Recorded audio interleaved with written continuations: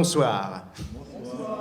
Je me présente, professeur Carlos Flinroy, docteur S. Humour, auteur de la thèse intitulée « Ne peut-on vraiment plus rien dire en 2022 » ou disait-on juste beaucoup trop de conneries avant.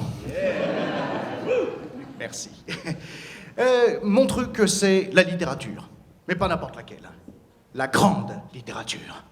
Et je voudrais profiter de l'occasion qui m'est donnée ce soir pour vous présenter un genre souvent galvaudé, ignoré par l'intelligentsia, au motif qu'on ne peut se procurer ces ouvrages que dans les librairies underground de Jiffy, Nose et Centracor. Je veux vous parler de ce genre méconnu qu'est le roman de Poney. Je sais, quand on découvre ce genre d'ouvrage avec sa belle couverture pailletée, on se dit « Ah, il est quand même beaucoup plus soigné que d'autres, hein !» Ouvrage majeur de la littérature de Poney, premier rôle pour Bambou est le tome 7 de la saga Le Club des Poneys par Sylvie Beaussier, génie littéraire du XXIe siècle. C'est avant tout l'histoire de Léa Dupré, qui part en vacances au Poney Club de la Forêt Bleue et elle va monter un spectacle. Pour cela, elle et ses copines vont se prêter le poney star, le poney cascadeur. Bambou, il y en a un qui suit, ouais. Sauf que voilà, Clémence, elle veut pas prêter son poney. Ah, comment ça va se finir? Quel suspense. Mais ce qu'il y a de fou dans ce livre, outre ce scénario de dingue, là, c'est ce qu'il y a sous le texte. Entre les lignes. Commençons par analyser la galerie de personnages.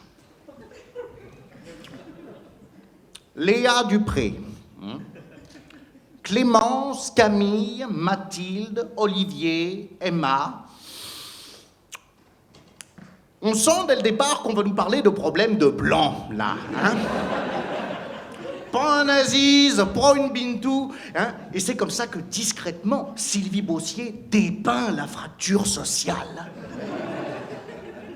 Poney Club, club de riches, pas en arabe, bam!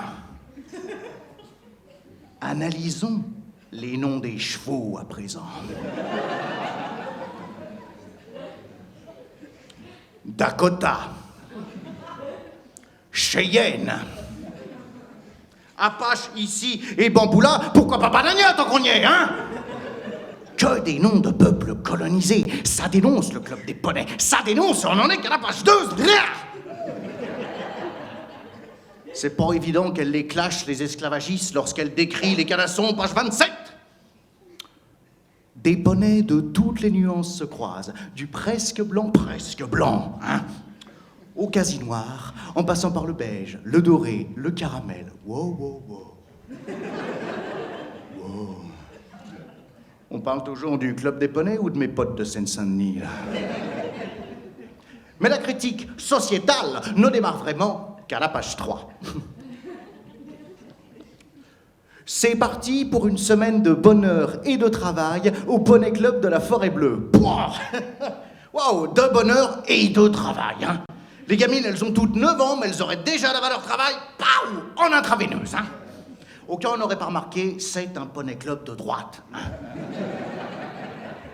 Très à droite d'ailleurs, parce que personnellement, quand j'écoute ce passage au ralenti, j'entends distinctement les syllabes Arbeit macht frei.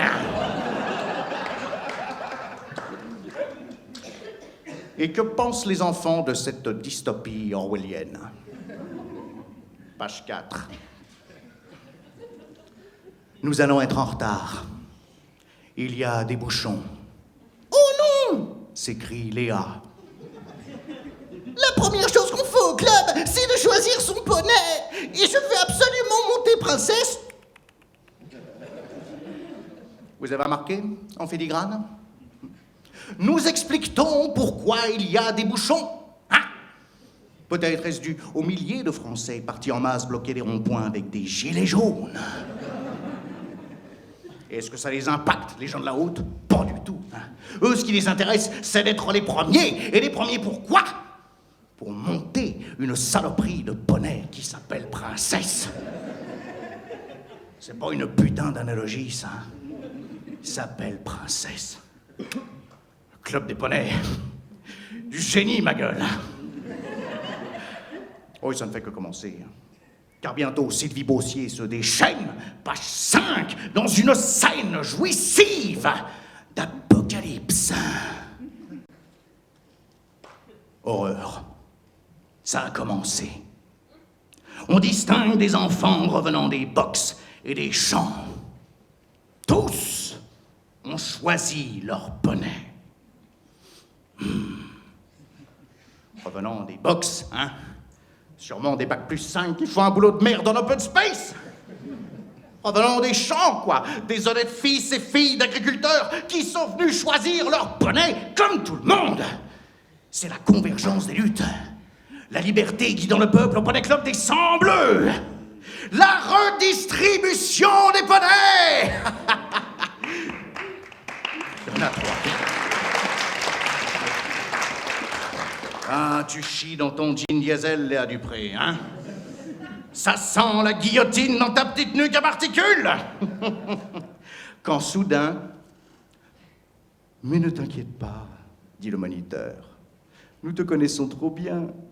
Nous te l'avons réservé.